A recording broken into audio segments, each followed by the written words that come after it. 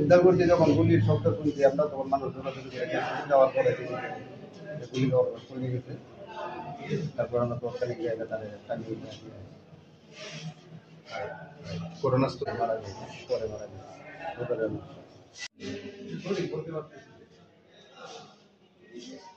আপনারা সরকারের লোক, আমরা শ্রদ্ধা করি, কথা কথা খালি বলে গুলি করবো গুলি করবো।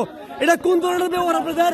আমরা এখন ভিডিও করতেছি, কোথায় কোথায় বলে গুলি করবে, এটা কোন ধরনের আইন আমি বুঝে রেখেছি।